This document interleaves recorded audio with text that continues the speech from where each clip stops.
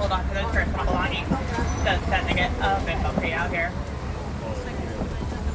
This first area we're aiming into is known as the Little Maturi Forest. And this is going to be home to some of the better camouflagers out there. Lots of them are going to have some high tuff striping, making them a bit harder for us to spot, or they're a bit more shy and reclusive. Kind of like the bongos coming up on our left-hand side here. Copper colored antelope with some thin white stripes. Those stripes are going to really help it hide out here amongst the trees and bushes. Making them pretty hard for us to spot. Also notice the horns kind of lay back on the head, makes it a lot easier for them to slide right into the branches of the trees. Up on the right-hand side there, that is the okapi. They may look like they've got zebra stripes going on, but they're really the closest living relative of a giraffe. In fact, a similar skull structure is one of the things that helped scientists determine they were related. Tan-colored antelopes on our left are the greater kudu. Very similar striping to what we spotted on the bongos. That thin white striping is, again, going to help with hiding in those bushes. So, once they really lay down in the brush, they actually are very hard for us to see. They are one of those antelope where males have horns, females don't, and they do tend to travel in a same-sex herd. So, likely a herd of females there. If you're curious what the males look like, you should be able to spot them on that guide above your head on the outer edges. Up on the left, way back by the curve of the rocks, you might notice the black rhinoceros. Black rhinos are the smaller of the African rhinos at around 3,000 pounds. I know, 3,000 does not sound small, but for a rhinoceros that is. Hell, they are also rather solitary animals, so we're really not finding too many of them together. In fact, in order for them to know what's going on in each other's territories, they're known to sniff dung piles. Think of it like a message center, if you will. Yeah, not the best eyesight out there. Up here on the left, those are a pair of saddle-billed storks. Ready for that yellow shape you're seeing on that right orange bill. And they're usually found as a pair. They're thought to mate for life. The easiest way to tell them apart is if you manage to spot their eye color. The males have brown eyes and females have bright yellow. I'm going to take us out of the forest and onto the Safi River basin. Safi River is going to be home to mostly aquatic animals, so we'll try to watch the water to see what we might spot next. And it looks like down here on the right, we're seeing some pink-backed pelicans along the islands here. They come from the pink colors on their backs underneath their wings. In their mating season, even their beaks get more color to it, so it does tend to look a bit like a blush. These guys are colonial nesters, so they usually form groups or colonies closer to 500. We'll also start to see Nile hippopotamus in the water here. Nile hippos are going to spend most of their day in the water sleeping. It's actually one of the better places to keep their skin cool and protected. They don't find them at the top of the river. The next place to look would be pretty deep in the water, and that's because they are able to hold their breath for several minutes at a time. They're also not much smaller, so they tend to walk underneath the water at the very base of the river. The name hippopotamus translates to mean river horse because that's how they move. Oh my gosh, that's so cool. My favorite animal right there. At night is when they're going to go looking for food on land. They're able to travel up to 6 miles a night in that search. Now, they might be territorial towards other animals, but they're relatively social amongst themselves. So when you find an entire group of them together, you will have found yourself a bloat. Just a really fun group name to say, a bloat of hippos.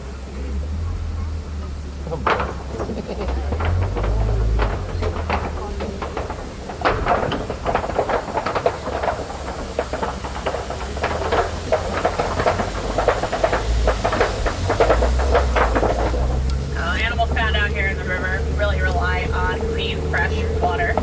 So something we can do to support them is to use environmentally friendly chemicals whenever we're cleaning. And to take a little extra caution if we need to dispose of them. Leaving the river, it looks like we'll be heading next into the savannah.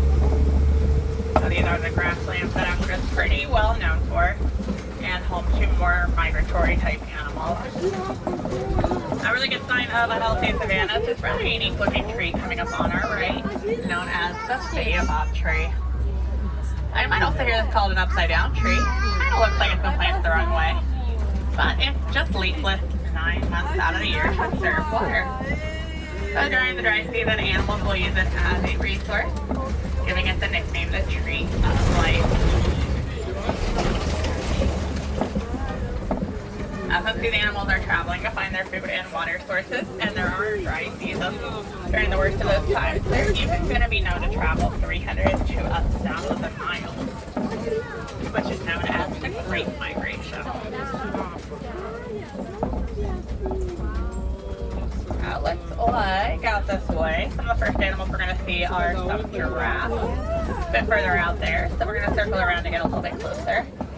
But they are some of the tallest animals on land, 16 to 20 feet in range.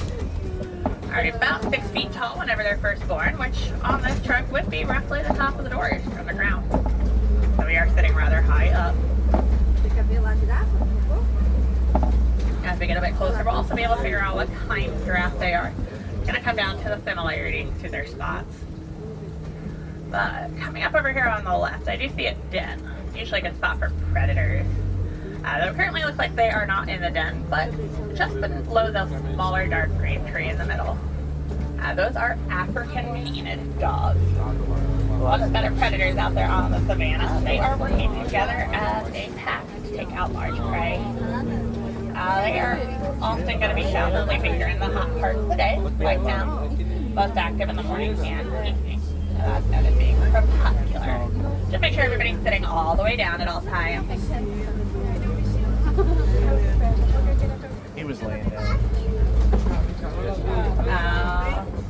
Over here on the left as well, you might see some sable antelope. They're a little bit closer to that tree line back there. They are also a crepuscular animal. They're also one of those antelopes that is named for their color, that dark brown. They'll get even darker than what we just spotted. Now that we're a little bit closer, we'll notice that these are Maasai giraffes. They're going to have more of a ragged spot pattern to them. And adults, like we're seeing here, really don't require that much sleep during the day. Around an hour to an hour and a half is enough. And it's usually done in a very short amount of time all day long. And they're even known to spend a few seconds standing there, sleeping with their eyes open sometimes. So these guys are known to spend about 20 hours a day eating. In fact, they've got about an 18-inch long freehand style or finger-like tongue. Really going to get that tongue up and around those branches, able to take those leaves right off.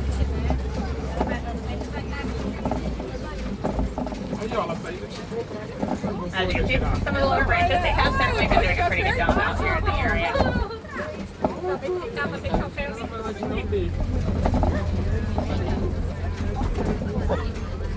That giraffe's like...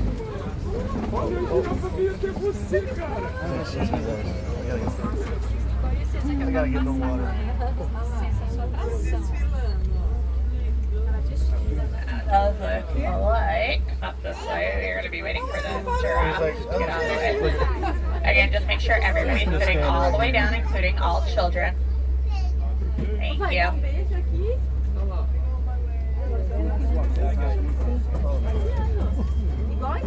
As we are following this giraffe around the area, we're going to start to see some larger antelope up here on the next hill. These are elands. That's funny. Largest of the savanna antelopes, they're going to stand roughly 6 feet tall at the shoulder, and they can weigh around 2,000 pounds. They're also going to have something called a dewlap, which is going to be a bit of skin that kind of hangs from that neck.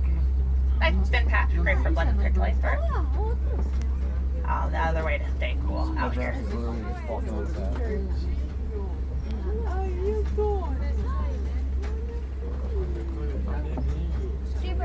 Oh yeah. A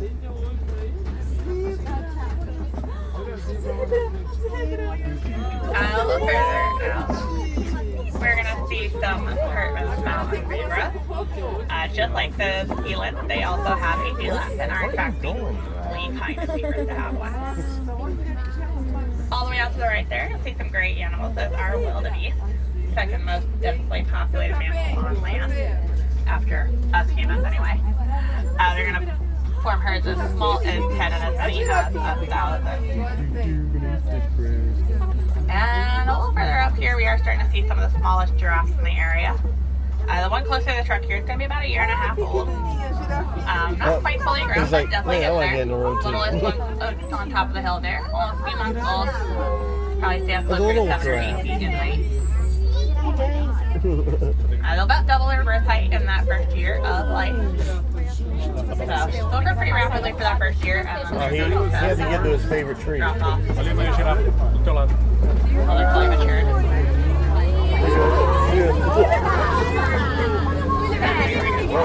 That's a big guy. Well, you're right on the guy.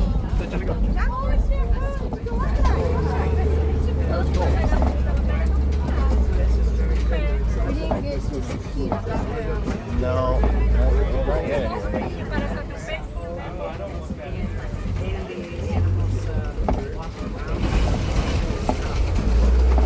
Up this way, it does look like we are seeing some signs of larger animal activity, like Oh. that's the largest monkey in the world. He can up to about 100 pounds. The females are actually going to be a little bit further back there. They're a lot smaller, almost baby-like comparatively. But rather shy animals, so very rarely spotted. Not necessarily the largest animal you can find though.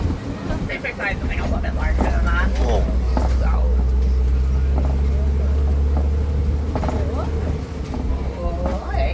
An African elephant hiding out back there. Not the best view, so we're going to see if we can find another one. But they're the largest animals on land. Females can get up to around 8,000 pounds. Males are typically closer to 13,000. Now, I'm not going to be able to tell from size alone necessarily, but that was a male. Really only found the one so far. And the males are a bit more solitary than the females. So they're going to tend to head off on their own once they hit maturity. Well, females, they stay pretty close together their entire lives, following a matriarchy. And that means that they are following an older, more experienced female in the group. She'll know all the best places to go and take them on migration every year.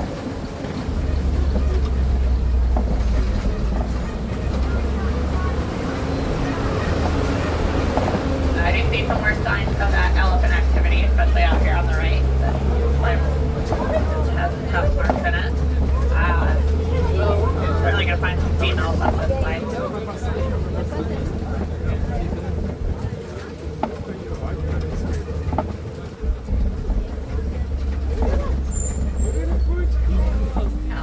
Like today, you'll see a lot of different ways to cool down. One of the simplest is that flapping of the ears.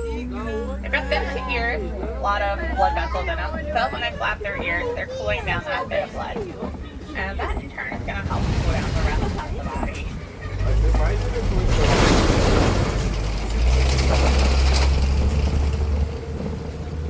You might also see them do things like gophers, but throw water on themselves. So that's a great way to cool down like we would. But you'll also notice out here there is a mud pit. A mud waller is really nice for their skin as well.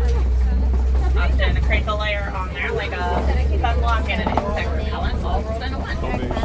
So really great to cool down with.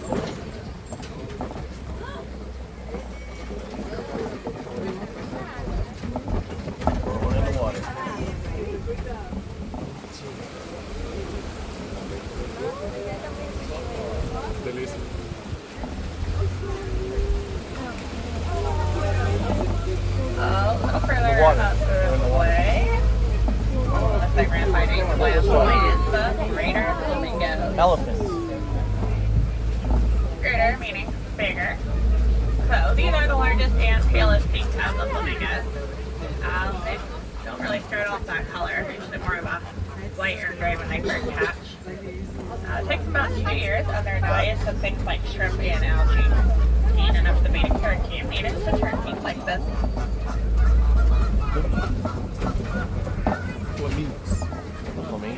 sound? Sound like geese.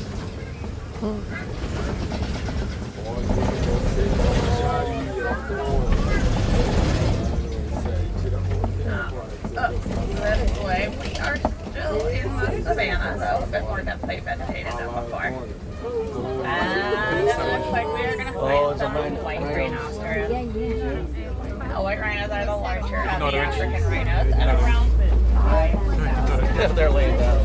You'll notice they're not really white in color, and that's because the name comes from a mistranslation of the Afrikaans meaning wide, which is really a reference to them having these wide, flat upper lips. They're going to stick pretty close to a mud wallow because, like the elephants, they are going to use that mud to stay cool, protecting their skin. They're also really the only social rhinoceros in the world. They form a group called a crash. Although they don't, they crash into each other when they run. Yeah, not the best eyesight. But they've got that great sense of smell and hearing. A little further up this way, we usually find some camouflagers. We're going to see if we can spot something around these hills.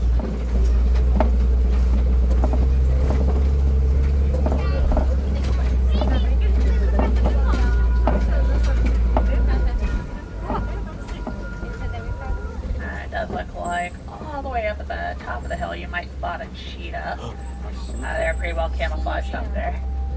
But they're the fastest land animals, going 0 to 60 miles per hour in as little as 3 seconds. Not much of a long distance runner though. They're going to only maintain that speed for a few hundred yards.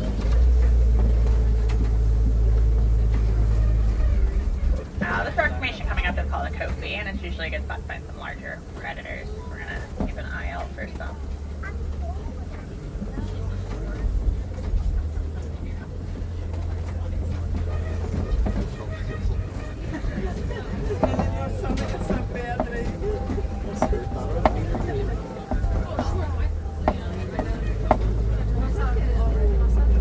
Another rhino.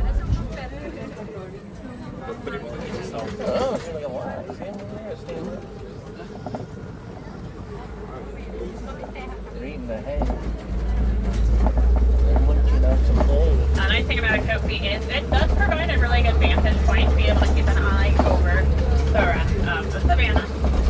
And if there was an animal out there, it would have a pretty good view of those white rhinoceros that we spotted grazing. So we're going to work our way back around to see those again.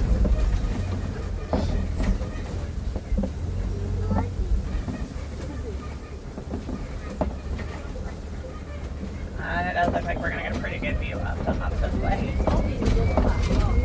There are really only about 5 rhinoceros species left in the world. And that's because all over they're approached for these horns.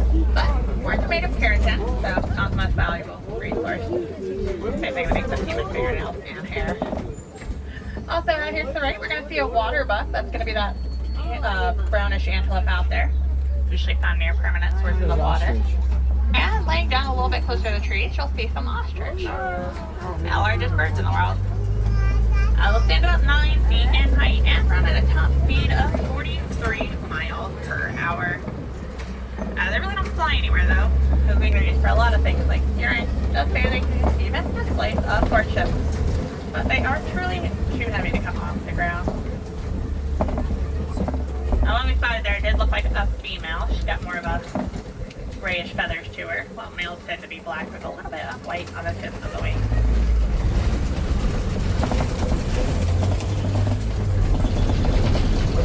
Moving on to the savannah, it looks like we are headed into McGowan Glen. This is home of the warden. They're usually out here doing some research, keeping an eye on everybody. They even have some nice cheering and a short goat. Just like the name says, they follow their good entire lives. Just like the name says. Now they're going to be about this size, really. These are all adults. You don't kind of need a whole lot of space for them. They're actually great for a small farm like this. They'll eat nuggets, they'll go with everything. And in return, you provide a sweet cherry.